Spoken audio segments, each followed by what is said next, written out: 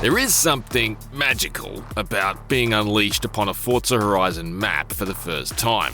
I'm restricted from showing you the first few minutes of my hands-on with Forza Horizon 6, and I think that's more than fair enough.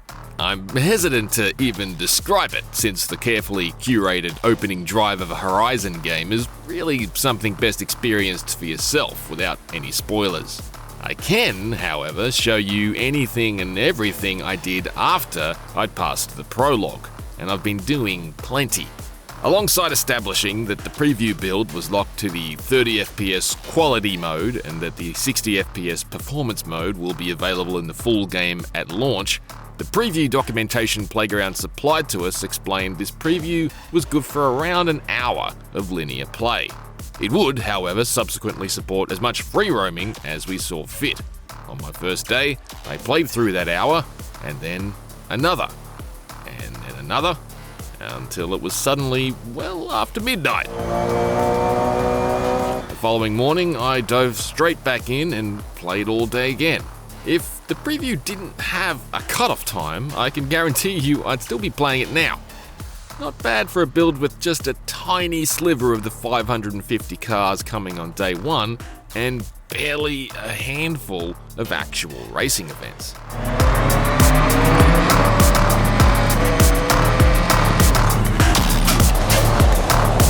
Our Forza Horizon 6 preview contained 3 race events: a cross-country, a road race, and a trail race, as well as a smattering of familiar Horizon PR stunts, several of which were drift zones set on what are easily already amongst the best ribbons of switchback-filled roads in the whole series. The races were in service of earning the right to qualify for the Horizon Invitational, which will be our pathway into the Horizon Festival proper in the final game, although the Invitational itself was not part of this preview build. As previously discussed, Forza Horizon 6 is returning to the tiered wristband structure of the original Forza Horizon. I like the presence of race marshals and other festival infrastructure at the staging area for races. There's a level of credibility this sort of thing injects into the atmosphere, which helps the festival itself feel like it's a big operation run by actual people, and that there's more to it than just icons, menus, and loading screens. I will say the initial trio of cars has left me a little curious. That said, I'm not completely sure whether or not the selection itself is reflective of exactly what we'll see again in the full version of the game next month, or whether this was some kind of compromise for now that's bespoke to this preview build only. I honestly don't mind that they come carrying modifications already before you even slip behind the wheel. That is, it's probably more authentic that the first Sylvia or Celica you'd slide into after landing in Japan would have had some work done from a previous owner. Actual, unadulterated bone stock survivor cars are arguably far rarer prospects in this context. What has tripped me up, however, is the slightly odd spotlight on the distinctly American GMC Jimmy. As a car dork, that's a bit too random for me, especially when Japan is already home to some of the most iconic off-roaders ever made. There were differences in the cars featured in the footage from Playground you saw during our March IGN First, compared to some of the cars I saw in these situations while visiting the actual studio itself in February, so it is perhaps possible that it's still a placeholder at this point. For now, it's just a little weird that this isn't, say, a Nissan Safari or a Toyota FJ40. For someone who spent hundreds of hours in each Forza Horizon dating back to the series' 2012 debut, the events themselves feel quite typical of Forza Horizon's robust and reliable brand of racing. The racing is good, which is what I expected, although I'll concede I didn't feel compelled to replay them during my limited time with this build. What truly hooked me was cruising the world. I just can't get enough of it. Forza Horizon 6's map is a showstopper. My glimpse of it during our February visit to Playground Games gave me a hint of the scope and contrast the studio's vision of Japan was going to offer, but in retrospect, the corridor of the map I was ultimately privy to at that time barely scratched the surface. I've always been an absolute sucker for that authentic feeling of digital tourism that a truly high-quality open world is able to provide, and Forza Horizon 6 is absolutely oozing with it. My initial reluctance to comb through the map too thoroughly before the full game arrives next month was rapidly overridden by just how successfully the world of Forza Horizon 6 immersed me into its Japanese driving fantasy. I found myself constantly compelled to explore and discover, with every new road bringing with it something eye-catching and interesting. I've loved visiting the local race circuits dotted all over the map. Only one was an active time attack location in the preview build, but all of them could be explored and driven on, including an unsealed dirt circuit and a dedicated drift track.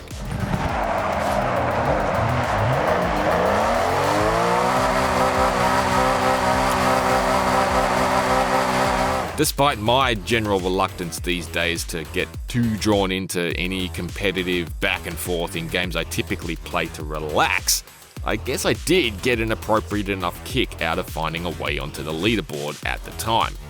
However, more broadly, I just liked being at them. I love their rural grassroots motorsport feel, and I can't wait to spend so much more time at them with my friends and my sons. They just have so much charm and character, and their worn curbs, cluttered pit areas, and piles of hastily painted safety tyre bundles make them feel like authentic places with real history. I've loved going for long drives through the countryside to observe how the surroundings change. I can confidently say already that Forza Horizon 6 is far and away the most beautiful Horizon game to date. Driving up to the Japan Alps, the gradual blend of increasing amounts of snow on the ground is gorgeous, and I love the vivid contrast between the lush green grass and the beaming white snow shining in the sunlight. Ascending along stretches of mountain road, portions of which have been completely carpeted in blossom petals, was consistently stunning. Discovering shrines tucked away up quiet forest roads, or exploring skinny tracks that aren't even marked as one of the game's 662 discoverable roads has been fascinating. I've loved looking for complex drift lines at the huge docks, snaking around the massive stacks of containers and machinery, and then doing it again. And again. And again. I've spent a potentially inordinate amount of time scouring for car parks, and the verdict is, they're everywhere. Car parks at the racetracks and tucked away on side streets. Tiny little parking lots hidden beneath overpasses, and a massive multi-story monstrosity down at the docks, complete with curved ramps for fulfilling all your Tokyo Drift fantasies.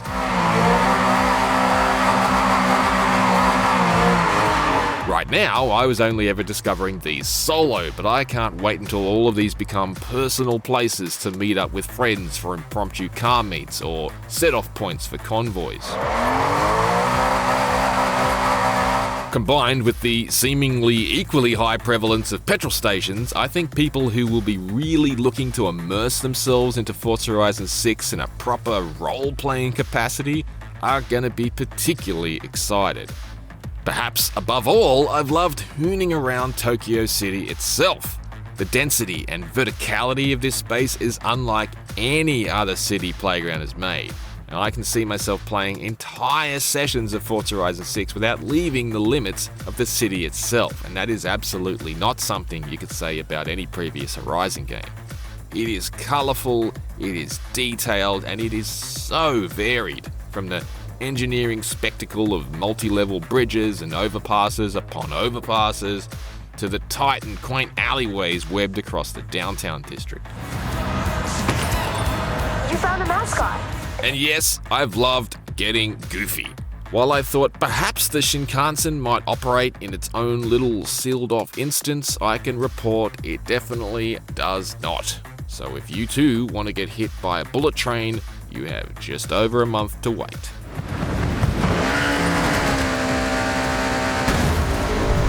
For more on Forza Horizon 6, check out the extensive developer interviews we published throughout our March IGN First and the latest trailer. For everything else, stick with IGN.